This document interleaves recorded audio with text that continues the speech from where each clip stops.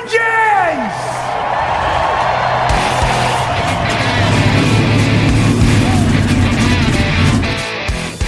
Hit the pace car! What for? Because you hit every other damn thing out there. I want you to be perfect. When I'm driving, I got a guy on the radio who talks to me.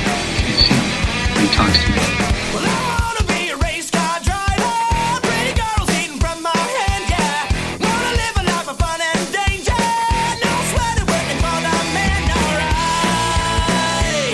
Well, I wanna be a firefighter. Cool-headed when the heat is on, yeah. Save a baby from the burning building. Take all the blue sleepless sun, alright. No, he didn't slam you, he didn't bump you, he didn't nudge you, he rubbed you. And rubbing, son, is racing. Good evening, race fans. Welcome to the Draft in the Circuits radio program on the Hoobazoo Radio Network. My name is Frank Santoroski. I'll be your host for the next hour as we go through this week of racing. Joining me in the studio this week is Mr. Gray Warren, Mr. Seth Eggert, and Mr. Richard Youden. Fellas, how we doing tonight? Doing Terrific. All right, well, we have a lot to talk about this week. Very busy weekend in racing. All three major series in action, as well as a lot of off-track news and just other things to discuss.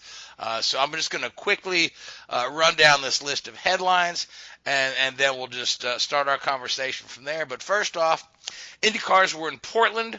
Willpower took the wind. Scott Dixon, who's trying to stay alive for the championship, had a mechanical failure. Rossi managed to put it on the podium a few spots ahead of Newgarden, gain a little ground in the championship. So we're headed into the finale in a few weeks with double points available, with the top three guys separated by just a couple of points there. This thing is going to be between Newgarden, Pagenaud, and Rossi, and Dixon's got an outside shot to get there too with the double points. Over the weekend, IndyCar did announce their schedule for 2020. No huge surprises that we didn't already expect, although massive disappointment that Pocono was no longer on the schedule, and folks are excited that Richmond is on the schedule. And we'll talk about that a little later. NASCAR in Darlington, the Southern 500, one of the great classic races. Delayed for rain, ran well into the evening, but at the end of the night or early in the morning, as the case may be, it was Erik Jones taking a fine drive, taking a very, very good win there, gets him out of bubble trouble, gets him on the good side of his employer with the contract up for negotiation next year. We've got Suarez and Newman in bubble trouble right there on the line, and Jimmy Johnson likely out of it unless he wins. Formula One at Spa, Charles Leclerc takes his first career win. Made it look relatively easy. Led from pole. Had a trouble-free run, which is something that he's lacked in some of his earlier runs where it looked like he could win. So good job to Charles Leclerc. But the biggest and most tragic news story of the weekend involves Anthoine Hubert, young French Formula 2 driver who was killed in a wreck at Spa. And, I know most of you folks that listen to Race Mode, you've probably seen the replays of the crash, but it was a very violent impact. And Richard, now all of our thoughts are with his friends and his family, and also the other driver involved in that crash, American driver Juan Pablo Correa, is two broken legs, spinal cord injury. He's in the hospital, has a lengthy rehabilitation ahead of him. So our thoughts are with everybody in the paddock, the friends and family. But in examining this thing, the impact was a straight T-bone. And these are rare in auto racing just, because of the trajectories of the car are going in the same direction. And usually this sort of thing will happen when somebody's out of control and crosses back right into the racing line. And that's pretty much exactly what happened here. And Hubert took a hit right to the side of the car. It reminded me a bit of Zanardi's crash from 20 years ago, where the crash where Zanardi lost his leg. So now, Richard, you and I engaged in some discussion about this and some public debate about this and the structural rigidity of the cars. And you know as well as I do, you know better than I do, but there have been a lot done with these cars, particularly in the area of side intrusion. And this goes back to the Senna accident. So, just give me your assessment of how what went wrong here, I guess. Well, firstly, obviously, share your sentiments with condolences to the Hubert family. It was a terrible tragedy. Such a young and well-liked driver. Really part of they dubbed them the four musketeers of French racing: Leclerc, Gasly, Ocon, and Hubert. Hubert was probably the least known of the four, and he was probably not far off Formula One drive. Maybe not next year, but definitely the year after. He was progressing very, very well and had shown some, promising performances. But it was like a lot of these things. It was pure. I don't want to use the word luck, but pure bad luck, I guess. What happened on Saturday afternoon? Giuliano Alesi, the son of former Ferrari driver John Alesi, was ahead of the other two cars involved in the accident. He span at the exit of the Eau Rouge corner going up to Radion, and as he was spinning on the track, Hubert and another car took evasive action, and Hubert ran wide on the exit of Radion and hit the tyres at pretty much unabated speed, probably around about 160, 170 miles an hour, made contact with the tyre barrier, and the tyre that threw the car back onto the racing line. Carrere, I believe the guy involved in this accident, he was following, and unfortunately he sustained a puncture from some of the previous impact debris as he was coming through Radion. So no doubt he applied the brakes, but when you have a puncture in the way that he did, that vastly reduces the braking effect of the car, and hit Hubert's car at pretty much unabated speed. Probably again, without knowing, you're guessing 150, 170 miles an hour. Unfortunately, that is, to all intents and purposes, an unsurvivable impact. No matter what race series you're involved in, Formula One, Indycar, Formula 2. These cars are incredibly strong. When we watch them, we tend to forget how violent some of these impacts are and how fast these cars go. And typically that is due to the camera work by the TV crews. They have a habit of panning with the car speed so they don't look quite as fast. I always think it's great when NASCAR have that stationary camera on the catch fencing, and you get a real sense of the speed. You don't really get that in Formula One as much.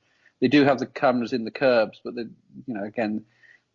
tend not to show that as much as they should do. But these cars are incredibly fast, and the energy that goes in, that is dissipated in an impact like that, is phenomenal. And it's pretty much impossible to design a car to withstand the sort of impact that both drivers suffered. We are incredibly lucky that we're not talking about two fatalities here. The impacts and the injuries sustained by Carrere were pretty significant. 2 broken legs and spinal damage. Hopefully not long-term disability damage, but we don't know that yet.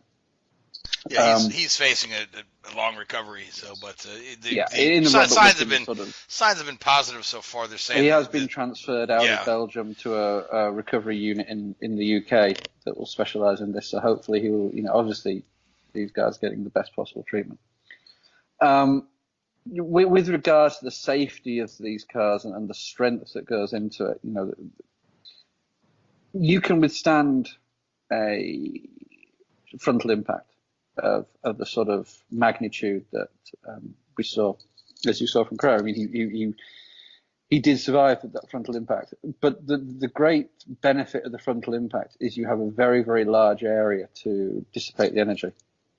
You have the complete nose cone section, which is 2.5, 3 feet long. That whole area is designed to collapse and designed to prevent the enormous loads and deceleration going through the driver's body. What a lot of people probably don't appreciate is the immense design work that goes into carbon fiber layering. So carbon fiber, as you all know, is an incredibly strong material, but it's, only strong in one direction. If you was to stand on a Formula One carbon fiber wishbone, you'd snap it in half instantly. But if you put, but in the opposite direction, the direction it's designed to take the load, it's incredibly strong. So the way the carbon fiber is weaved and layered into these nose cones make them incredibly strong. The amount of load they can withstand is phenomenal. So to put that into context, if you were to have that as you can understand a car having a head-on impact at 100 plus miles an hour, but to have a side impact at 100 plus miles an hour is extremely rare. And to mitigate and to make the car able to withstand that sort of load, you'd have to have 3 foot wide crash structures on the side of each car. And it's just physically not possible due to the dynamics of these cars. There is a huge amount of work, as you said earlier, has been done in that area post center accident. And you look back at some others that I remember in Formula One. Takuma Sato was T-boned by, I think it was Frentzen in Austria in the early 2000s, and that knocked the wind out of him. Thankfully, nothing more serious, but Frentzen was going nowhere near the speed that we saw on Saturday. Yeah, it was a very unusual accident. Like I said, it was. It's not the kind of thing that happens every day on the track. No. Although there have been a discussion or two of perhaps reprofiling that turn a bit. Correct. I had read a little bit on that. Well, I think what they are doing. You see, they've got a problem at Spa. The exit of Radion is the exit of the club rate or the club circuit pit lane. So Formula One pit lane exits at the exit of La Source, whereas for all the other race series, the pit lane enters at La Source and exits after Eau Rouge. So the area where the cars ran off track is actually the pit lane exit for the club racing circuit. But my personal opinion is that is an area where a gravel track would probably be appropriate in slowing a car down. Certainly, that was my thought. We don't see this a lot because there's so much runoff areas at the modern Formula One tracks that you rarely see a car coming back onto the racing line. They just kind of forward momentum takes them away from the racing action, and that's why this one was so unusual. You can say it really, I can only compare it to that Zanardi crash at the Lausitzring where he got a little wonky coming out of the pit lane, went right up on the so. And you go back to, I think it's probably 99, when both Jacques Villeneuve and Ricardo Zanter, both in the BARs, had horrific accidents coming out the exit of Eau Rouge within 10 minutes of each other, ripped every corner off the car. But because there was gravel, it held the car, it slowed the car down and prevented the car bouncing back onto the racing line. So potentially that's something they need to look at to improve. But in terms of car design, in terms of the safety of the cars, these cars are incredibly safe. You can only do so much to protect these guys. Racing is inherently racing is inherently dangerous. And we hear that over and over again. But we like to make it as safe as we can. But I was reading some really interesting stuff from Jackie Stewart, and and he was talking about, and here's a guy who campaigned for safety back, and he grew up in the era where you would you'd count the guys in the drivers' meeting at the first of the year and wonder who was going to be left by the end. I think they said during his career he lost 57 competitors during his career, and he retired young. Yeah, he didn't have a very long career. Yeah, which is and when you look at today, I mean we've Jules Bianchi, back in 2015, 16. And then you have 14 was his accident, and to some extent, I think Jules' accident sort of, because of the nature of him, and unfortunately passing away 9 months later, it sort of, I don't know, I'm very careful. I don't want to say belittled his accident, but people didn't really feel it in the same way that they would do if he'd passed away at the track. Oh yeah, without a doubt, yeah. And I know what you're saying, and I know you mean no disrespect there, but Yeah. But before Jules, you have to go all the way back to 1994. So you have a whole generation of drivers that I believe Jackie Stewart, the term he used, you got guys that feel like they're bulletproof. Oh, for sure you do. Yeah, And we talked, we talked about this recently, yeah. So yeah, and by no stretch of the imagination did I'm sure any of the guys involved in this accident not fully comprehend the safety levels that they're involved with, but to put it into context, on Formula One you have 20 races a year, and you have 100 to 150,000 spectators per race for a good, for a well-attended event. So that's 2 million people each year going to watch a Formula One race. Tragically, I'm sure out of those 2 million, at least one of those people will, succumb to a road traffic accident, in that time period. So we have to put it into context what we're dealing with here. Racing is phenomenally safe. Oh, certainly, yeah. Compared to where it was 20 years ago. And the change, the problem that Formula One had, especially Formula One, was prior to Senna and Ratzenberger accidents in 94, it had been, nearly 12, 13 years. There was, I think it was Gilles Villeneuve was the last fatality during a race weekend, and there was one, De Angelis, I think it was, who died during a private test. Yeah, and De Angelis, I think the names are right there. Yeah, De Angelis his death had nothing to do with the structural rigidity of the car. No. It had to do with the fact he was testing and there were no medical or marshals on to extract him from the car, and he essentially died of smoke inhalation, which which since then obviously they've you have to have those medical personnel to test now, which was it seems like common sense now, but I guess back then they think, well, what could go wrong? Yeah, exactly. So the cars are incredibly safe, and you are, when you're talking the energy levels that we are, you could never stop it. You can never ever ever stop it. And as tragic as it is, it's part of it, and the sport will move on and it will learn the lessons. It'll be very interesting to read the crash reports and to understand the loads that went involved and to see if there's any areas. But people on these online forums that both of us have seen have been criticising Delara and criticising the track, and the one comfort that I take from this is, and again, this is no disparaging comment on anybody's character that was involved in this. There was no stupid driving going on here.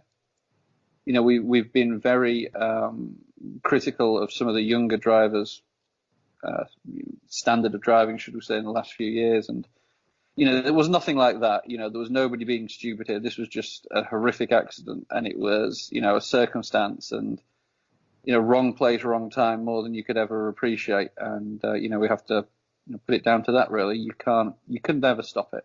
You could never prevent an accident like this from happening. And if you do, unfortunately, you take the essence of racing away. And when you start to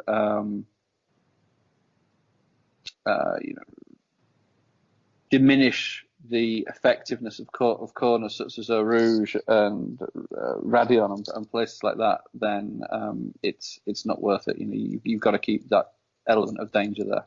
Certainly. So now let's move on to the race. There were a lot of nice fitting tributes to Hubert. Again, yes, he was well liked, well known, very talented. We saw nice tributes to him during the IndyCar race.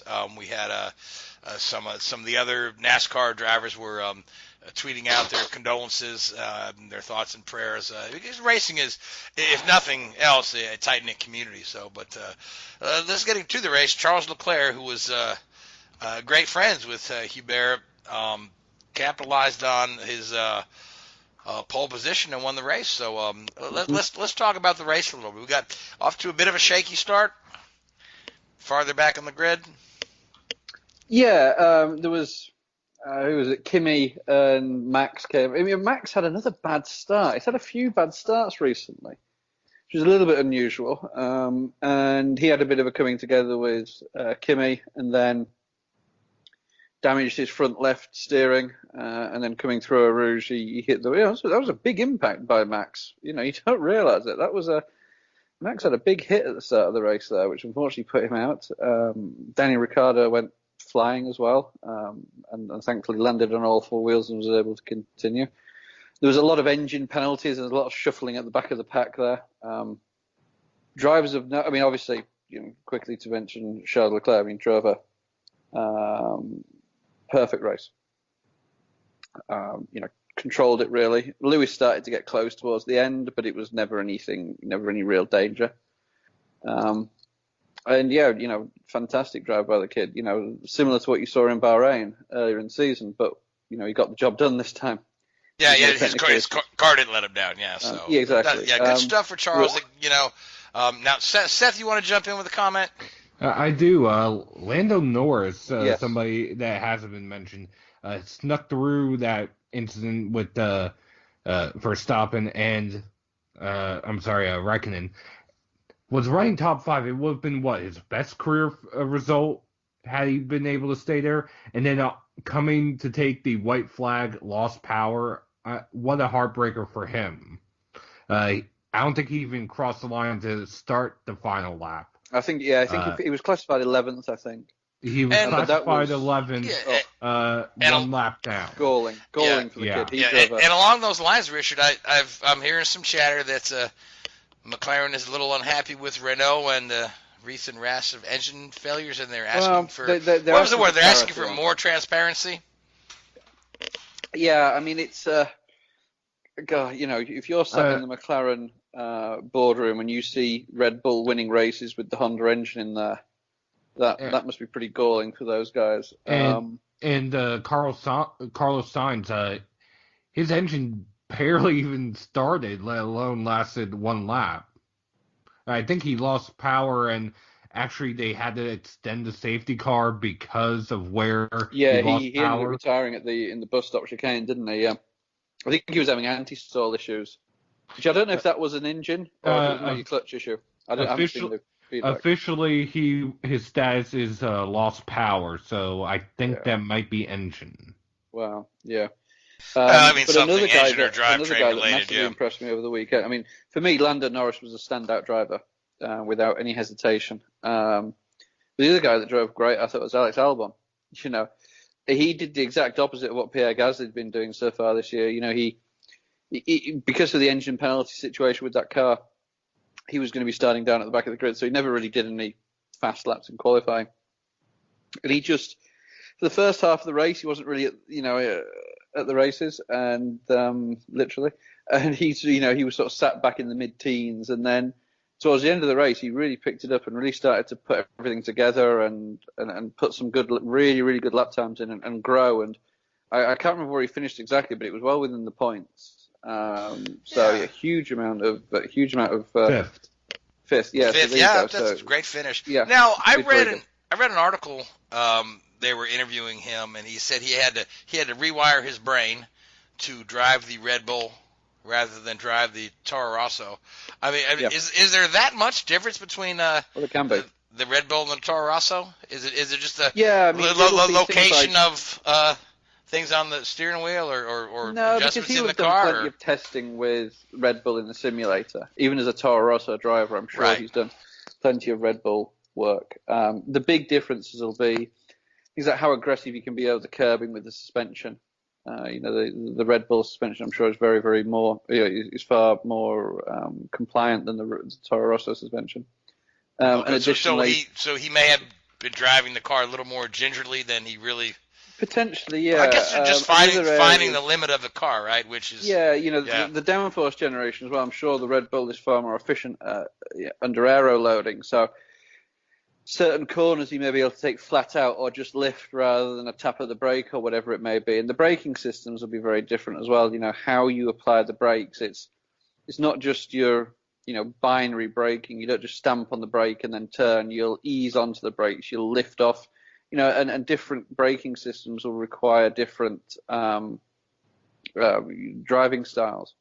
So it is a learning curve without any hesitation for these guys to go in. But the one advantage that the guys have going from Toro Rosso to Red Bull is that they're already very much in that family, and they will have already done extensive simulator work with Red Bull to get up to speed. Certainly. As Max Verstappen showed as a prime example when he goes off and wins his first race for Red Bull. Yeah. So, I guess he rewired his brain really quick. So.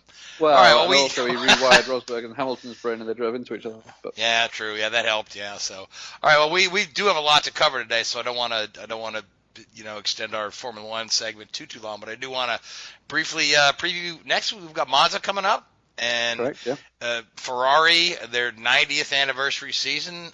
Look for a huge Ferrari celebration, and then here they are coming in to Monza on the momentum of their first win of the season. So, you feel like we'll see Ferrari go back-to-back in Monza there, Richard? I think you will, yeah. I genuinely do. I don't think that Mercedes will have anything for them.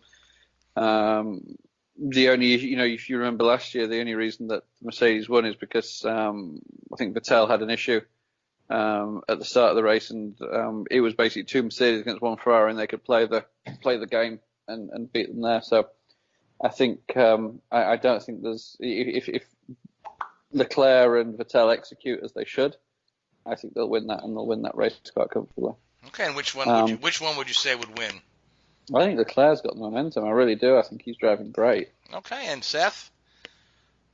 Well, since you're going with Leclerc, I'll go with Vettel. And Gray? Oh, I don't know. I think Hamilton will be ill that he didn't catch him late in the race. I think maybe Hamilton will prevail. All right, so that leaves me, Max Verstappen, to pick, which I don't know that I think they're starting with another grid penalty coming to Monza. They're starting at the back. Yeah. So, back, last to first. Why not? old Scott Dixon move there. So, moving on, just to tie up a couple of loose ends. Formula One news: the Bottas is confirmed to stay with Mercedes next year. Esteban Ocon will go to Renault. Hülkenberg is rumored to be going to Haas. He's the front runner for that seat to replace Grosjean. Grosjean may be the guy on the outside looking in. I don't know. We'll see how the rest of that works out. But Gray, you spent your weekend in Darlington. You waited out the rain and got to see a pretty darn good race, huh?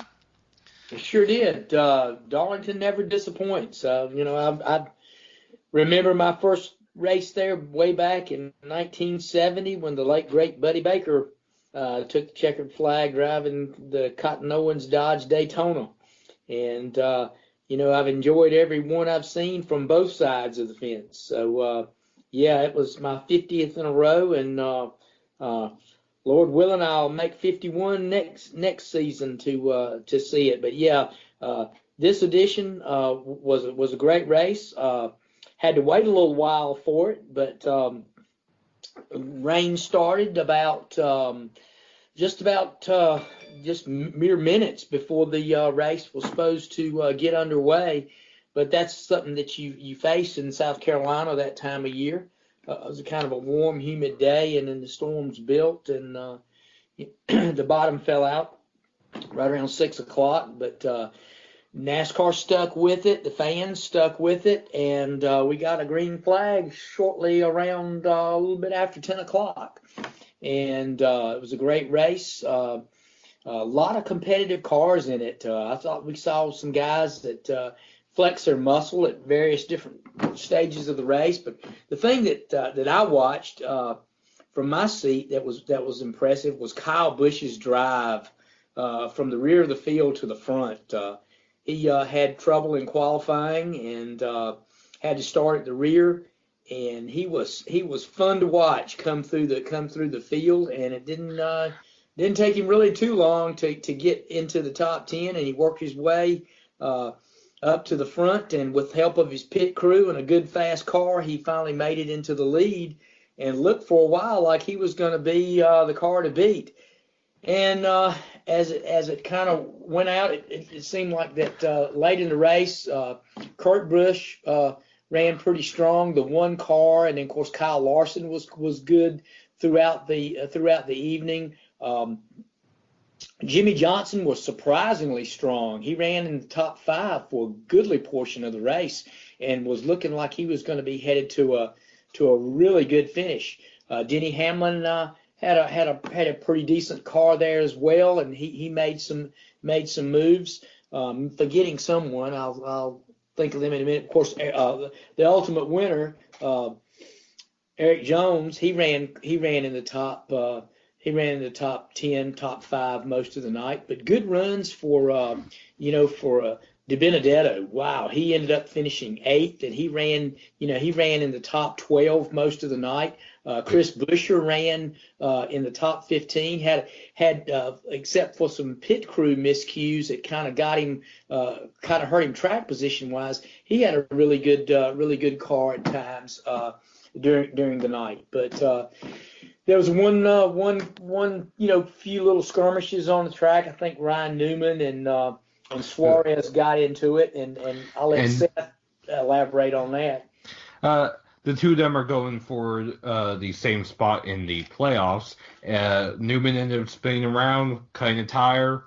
A few laps later, Newman, who is in lucky dog position, just happens to get into Corey LaJoie, sending LaJoie around, and Newman got back on the lead lap. A very convenient timing, I will say, on that. And then the race-changing moment was when Newman once again gets into somebody, in this case, Daniel Hemrick, cutting down Hemrick's tire. Hemrick spins and blocks the racing lines, taking out Jimmy Johnson, William Byron, Kurt Busch, Denny Hamlin, and I believe Michael McDowell. Yeah, and that, like you said, that was the pivotal moment in the race because it took out those guys that I just mentioned having good nights. Denny Hamlin, Jimmy Johnson, among those, and who else was involved in Byron. Byron, who won the pole, and Kurt Busch, the one car. So really, the three principals that had really run strong and that I think had legitimate chances to win the race were Kurt Busch, Jimmy Johnson possibly, and Denny Hamlin. So it kind of ruined their evenings from that point forward and kind of shuffled field. And it helped some other guys. I think from that point forward, guys like Austin Dillon and Paul Menard were able to capitalize on that. They ran in the top 15 all evening, but with those cars being damaged and somewhat off the pace, those guys were able to rally and get good finishes both in the top 10 as the race ended. But late in the race there, it came down to a late race restart, and it found Kyle Busch, one of the only times that he really got his pit crew kind of let him down. He ended up coming off pit road, I think, about third, and of course that put Kyle Larson and Eggert Jones up front. And on the restart, Eggert Jones was able to hold off Larson and kind of build a little bit of a lead. Kyle Busch eventually got around Larson and looked as though he was going to be able to run him down late, but then I think Kyle kind of ran out of tires and had a tire issue within the last couple of laps of the race. And where did Kyle ultimately finish? Busch was third, and Kyle Larson was second. Yeah, what happened was Kyle bounced off the wall with 4 laps to go. Right. With 3 laps to go, the tire went down. He bounced off the wall. He limped around for 2 laps with a cut tire, and post-race complained, A, that he couldn't pass anyone. Gee, I wonder how that happens, although he started last. Yep. And B, that NASCAR didn't throw yellow despite a car having a flat tire, wondering where that happened before, and then talking about how that happened to him at Fontana a few years ago. Yeah, certainly. Yeah, well, Kyle's been pretty vocal about this package, but I mean, he's not wrong that there's a tremendous advantage to being in clean air. Yeah. But at the same time, you can't start last and carve your way through the field and then bitch that you can't pass, because you know what I mean. Well, and obviously now Kyle's a heck of a wheelman, and he had a great day. And correct me if I'm wrong, Seth. Did he not just clinch the regular season championship with his third place finish? He did, and if I may, it's more not that he can't pass, but he can't get the car to do exactly what he wants. Yeah. And I do understand where he's going with that. It is frustrating. That being said, it is making for some very entertaining racing for the fans.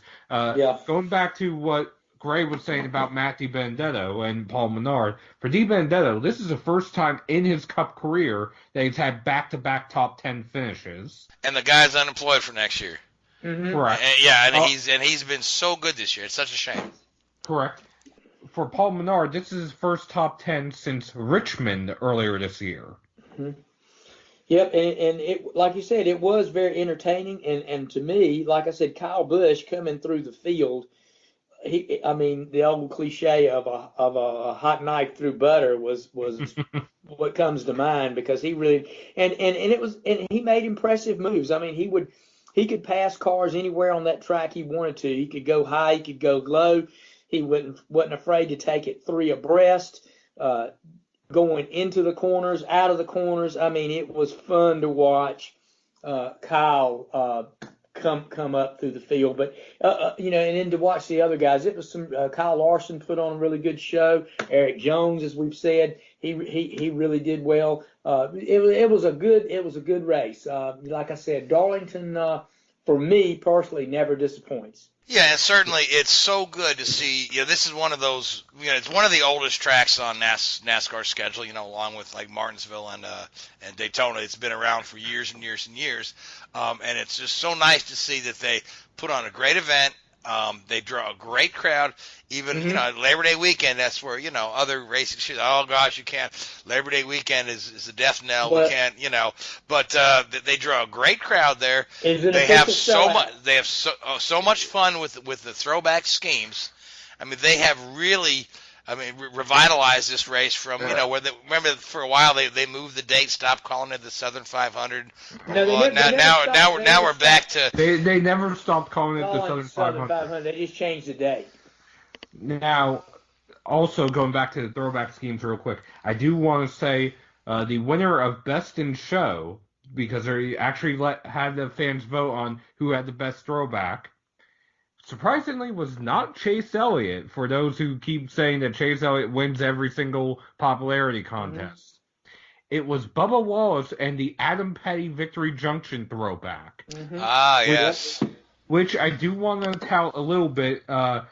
We talk about Gray's work in NASCAR no offense, I'm not saying all the time, but we do talk about that. We talk about Richard working both at RCR and in F1. I want to mention a little tidbit about my family history with this. My sister was one of the 3 co-founders of the Adam Petty fan club back in the day.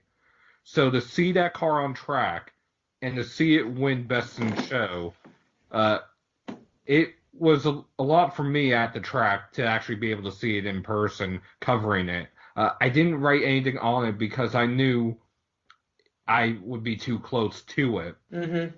But it was special to see. It was well deserved. It was a nice looking car, and kudos for the fans for recognizing that and not just turning it into a popularity contest. I think it was a well deserved honor, and it was a nice looking car, and it really captured it captured that throwback image of that car. Certainly did. So yeah, again, just hats off to wonderful Darlington weekend once again.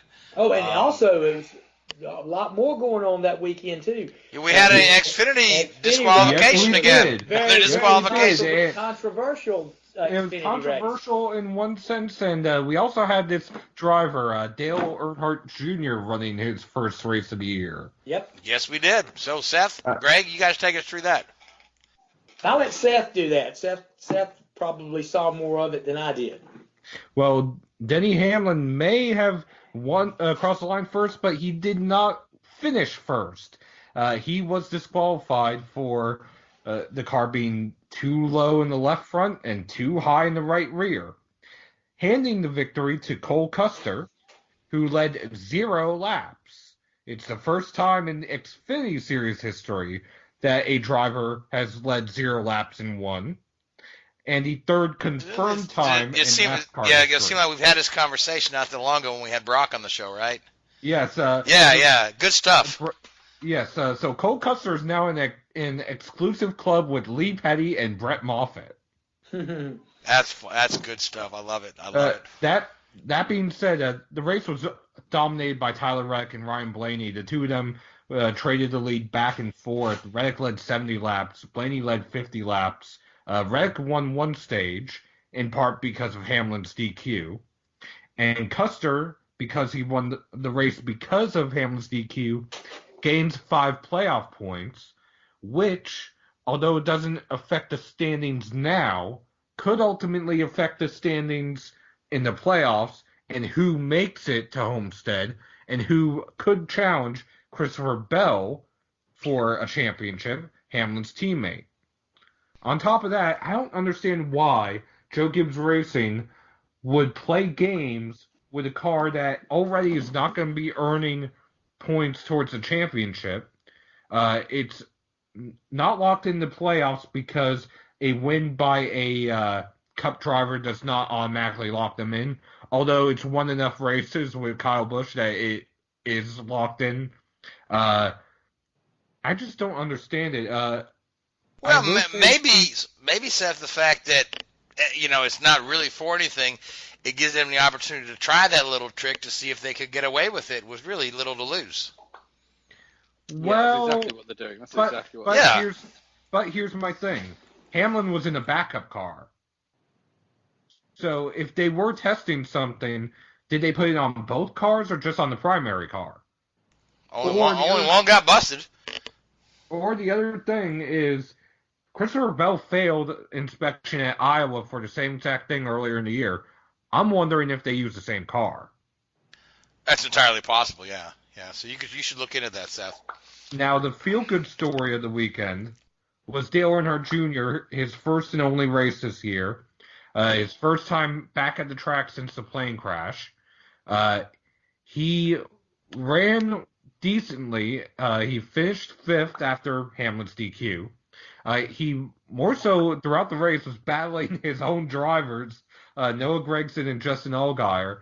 And post-race, I was talking with Allgaier because I couldn't get near Junior because of the mosh pit, as I'll call it, of media members. I was talking with Allgaier. Every time Allgaier and Junior were battling, it seemed like one of them would get a Darlington stripe. And Allgaier's comment was, well, I was only battling him once, but Junior did come up to me at post-race and say, you knew I was coming, you should have kept hitting it, you knew I was coming. So let me ask you this, okay? Now, isn't there some inherent danger in Dale competing? Because he's left racing because of the repeated concussions, and we've seen that Franchitti had to do the same thing, and I remember back to the Neil Bonnet, they told him, one more hard hit and you might not make it, and he went racing. So I mean, I realize he's in the car because of pre-arranged sponsor agreements. Yeah, keep Hellman's mayonnaise on the car. Or whatever it is. So, yes. But I guess he's cleared it all through his doctors and whatnot, I'm sure. So, but I just, he certainly didn't look like he was holding back anything. He was not holding back. I'm sorry, what's that, Richard? The insurance companies will have to give him, sign off on him to race. I'm sure that'll be the biggest issue, I'd have thought. Yeah, absolutely. So if they gave him the sign off, I guess he's, I don't know if his concussions are to the point where, like where he's in the same boat as Franchitti, where they told Franchitti don't get back in a race car, although he does occasionally vintage race, which is a little lighter. Yeah. Well, to be fair for Junior, the race that most recently gave him a concussion, or the incident, most people think it was the accident at Daytona or even at Kentucky in 2016, when it was actually, it was that lazy spin in Michigan. Yeah. And I'm calling it a lazy spin on purpose because that's about what it was. Granted, he did hit the wall, and with his history of concussions, is it easier for him to get them? Yes. That being said, he did go to the hospital after the plane crash in Bristol, and he was cleared by the doctors there. He was cleared by the doctors here.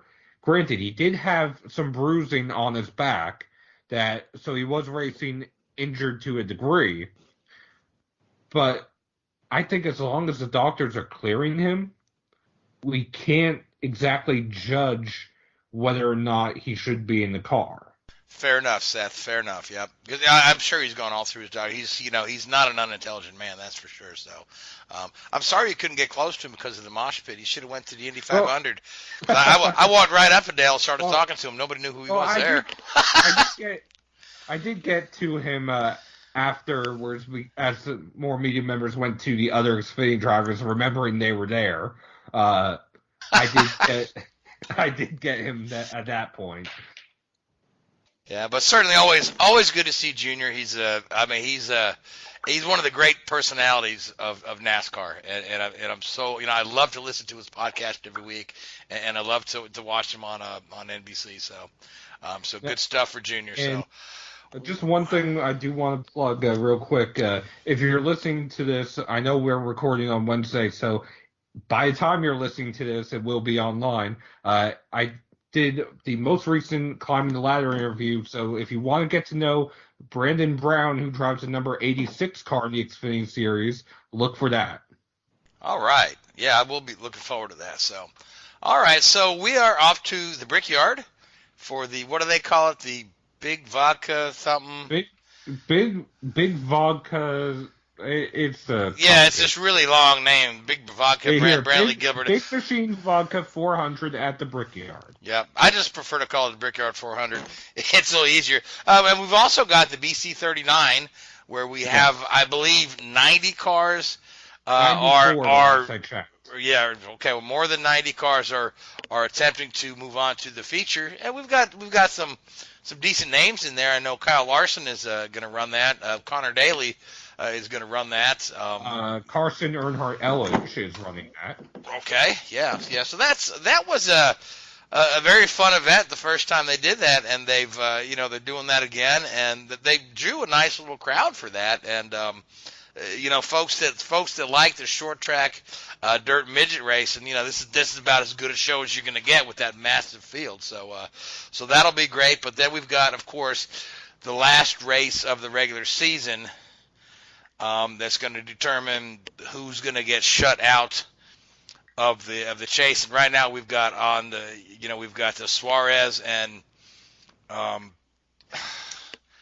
Ryan Newman right there tied in points on that last spot. Jimmy Johnson several points behind them. Jimmy needs a win, but you've got or for them to have some bad luck in him to right. And then you've got God, why am I just drawing a blank on names? Who's the guy right ahead of them? Drives for Stuart Haas. Boyer. Drives the 14 car for Stuart Haas. Boyer. Clint Boyer. I just had a brain fart, guys. I'm sorry. Clint Boyer. Who's got the he has the definite possibility he could get shuffled out. So who do we like for the Brickyard? Well, I also think that Jimmy Johnson will do Jimmy Johnson things. And when I say that, I mean win when the pressure is absolutely on him. So I think Jimmy Johnson will break through this weekend. Okay, that's a bold prediction, but certainly not unprecedented. So now, Greg, who do you like for the Brickyard?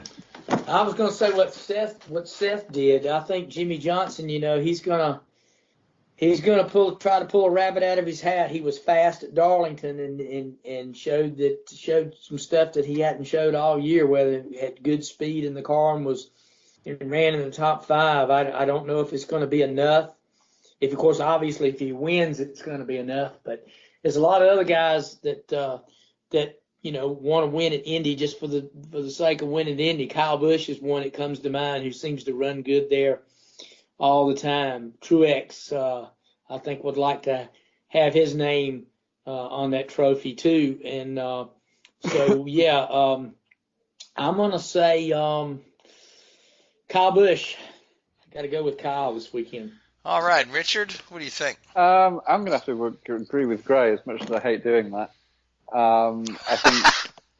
I think Kyle, he's fast around there. He's got that place down, and it wouldn't surprise me if Jimmy doesn't get through by one way or another, and it also wouldn't surprise me if that car's pushed straight through the tech inspection station. If you know what I mean. I know what you mean. So yeah, I mean this is a tough one for me. I'm just thinking of last year when Willpower won the Indy 500, and then Keselowski was able to throw the Brickyard 400 to let the captain win both races at Indy in the same season, and then of course Simon won at Indy this year. So I'm kind of half going to want to pick Joey Logano to say that Penske keeps his stranglehold on Indianapolis. So I'm going to go with Joey, and then.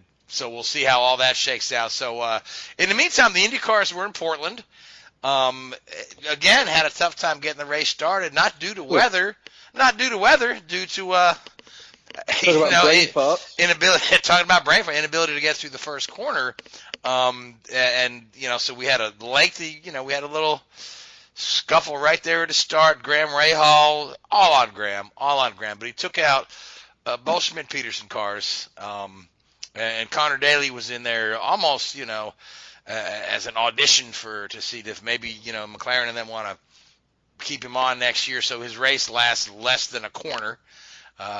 Hinchcliffe, again, he keeps getting caught up in other people's wrecks. Tough time for him. A couple other cars taken out right there with the bat. Once we get back to racing, Ryan Hunter-Reay tries to put a bonsai move on his own teammate. Rossi, who's battling for the championship, ends up taking out Jack Harvey and himself in the melee. When we finally get going, the race kind of settled down there. We saw a couple of differing pit strategies there. Scott Dixon looked to be the man to beat for a while after he stalked Colton Young. Colton Herta led the early sections of the race, but Herta just ran out of tires, and Dixon was able to pretty much gobble them up and eat them for lunch. And no sooner did Dixon get to the front, pulls in the pits with a dead battery, which is very, very uncommon failure in IndyCar. So, I mean, they replaced the battery, got him out, lost several laps. Didn't totally ruin his day. He was able to salvage some points for the attrition factor of the folks that were behind him. But once Dixon was kind of out of the picture, Willpower was the man to beat, and he held on to it for the end there. So that's, a couple of wins in a row for Willpower. As we head to the championship, is tightened up. There's double points, so 100 points available to the winner, plus the bonus points for pole, and laps led and fastest and pole position and laps led and leading the most laps. So it's 104. What's the delta between first and second in IndyCar? I'm sorry. What's the what? What's the difference in points between winning and coming second with the double points race? Well, it's 100 points for the win. You only get 50, so you get 100. What do you normally get for second? You normally get 40, but now you get 80. So there's 20 points. There's a 20-point difference rather than a 10-point difference. Yeah. So for Newgarden, if he finishes in the top two, he's guaranteed the title. Because he's 41 ahead. No. I would say you're probably pretty close there if he finishes in the top two. I was reading that if Rossi were to win, Newgarden would have to finish no worse than third or fourth. Yeah. I'm trying to remember if it's third or fourth. Yeah. I think it's third if Rossi gets the bonus points, and fourth if he doesn't. And fourth if he doesn't. Yeah. It's pretty tight. I mean, if Joseph puts a wheel wrong, this whole thing can be taken right out of his hands. If he just runs a consistent race and doesn't try anything bonsai, stays clean. And again, Laguna Seca is pretty much a new track for this series. We haven't raced there in years and years and years. I was thinking of Sonoma for a minute there, yeah. No. We're at Laguna Seca this year for the first time in a number of years. I mean, back in the heyday of kart, back in the 90s, they used to have the season finale at Laguna Seca. So we're back there. and it'll be interesting to watch. It's always interesting. Like one of the coolest things too is watch the cars go through the corkscrew nose to tail. Yes, the course. That's pretty cool. Cool to see. Yeah. So has anybody tested out there this year? Or Yep. They've done some testing out there. Yep. I don't have at my fingertips exactly who has tested and who hasn't. I believe the Andretti guys put some laps out there, and I don't know if the Penske guys have or not, but I believe the Penske's, they've got some data from running IMSA there. I'm not sure how much of that translates, but of course you've also got old data for the teams that have been around. But again, it'll be an interesting weekend. We got 2 weeks off before we get there. But in other IndyCar news, Oliver Askew has clinched the Indy Lights Championship, which means for him he wins the Indy Lights Scholarship, which means he gets a ride at the Indy 500 plus 3 other races, and he needs to, take that money there and negotiate for that deal. I don't know where you're going to see him. He drives for Andretti in the Light Series. Andretti has talked about a 5th car for next year. It could possibly that 5th car is maybe shared between Askew and somebody else, or it could be that 5th car is reserved for Colton Herta, who may be out of his seat because Harding at this point is quote unquote unsure whether they're going to make the grid next year. That's a no then, isn't yeah. it? Now, another news now, of course, we're all aware of McLaren coming in with Schmidt-Peterson. Hinchcliffe said right off the bat he's looking forward to working with General Motors and looking forward to working with McLaren, and nobody believes him. Everybody wants to put him in a Honda car somewhere. Malsher put out an article the other day to confirm that Hinchcliffe is staying with Schmidt-Peterson Racing. Again, nobody believes him. Everybody wants to put him in a Honda car somewhere. I'm talking like guys like Marshall Pruitt and Robin Miller are just not buying that Hinchcliffe is staying put there with Schmidt-Peterson, despite what James and the team says. So it'll be interesting to see Honda how. suits are available that are competitive. Ray Hall's talking about a 3rd car, but if you figure James brings the money from Honda of Canada. Yeah. Also, Petrol Canada, his personal sponsor.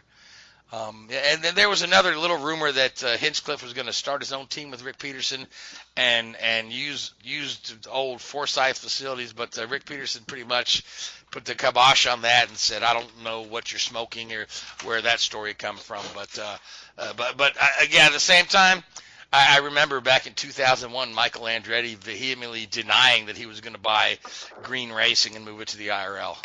So, so literally anything can happen here. Again, in my heart of hearts, I see Hinch staying there with McLaren, with Schmidt-Peterson Racing, at least for the 1 year, and then perhaps reunite with Honda after a year. But again, like I said, there's got to be a reason that nobody believes that Hinch is staying. So we'll just have to see how that happens, how that plays out. So, in other news, the IndyCar schedule came out. Folks have upset that we're losing Pocono. We kind of all saw it coming. And there's a lot of speculation as to why Pocono was dropped. Somewhere everyone wants to say, oh, the track is dangerous, the track is cursed, the track killed Justin Wilson, the track paralyzed Robert Wickens. But, when it comes down to it, the real reason Pocono was dropped is the fact that ABC Supply pulled out as primary sponsor, and the promoter was not able to guarantee the sanction fee. And that's what it comes down to, dollars and cents. They said that the Pocono, as late as like Thursday afternoon, was still penciled in on the schedule. But if you can't guarantee you're going to pay the sanction fee, maybe it's just best to kind of, let you go. And then there's the whole factor of the whole side story that you hear that Pocono really had no interest in keeping IndyCar there until NASCAR cut them down to one race weekend a year, and then suddenly they want to be IndyCar's best friend, and IndyCar wasn't having any of it. In the meantime, we're adding Richmond, which is 0.375 mile oval. Is that right, Gray? It's 8/10 mile oval.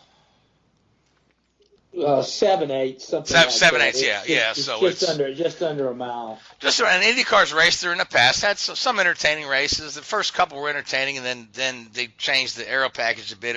And the last couple were followed a leader one group track. Really, it's going to be up to what Firestone brings for the brings to the table tire-wise to see how the race in Richmond is going to play out next year. So, and then other folks are arguing or unhappy about the big gap in the schedule in the summer. But honest to God, the Summer Olympics, NBC and every NBC affiliate, be it NBC Sports, CNBC, MSNBC, 3 streaming NBC channels are all going to be covering the Olympics for those 17 days.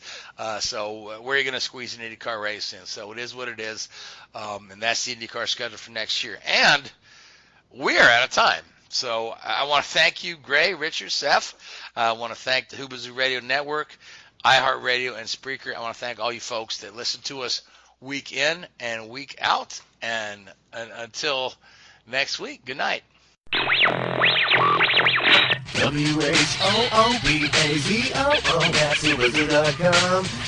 Enter website, enter website, enter website, enter website.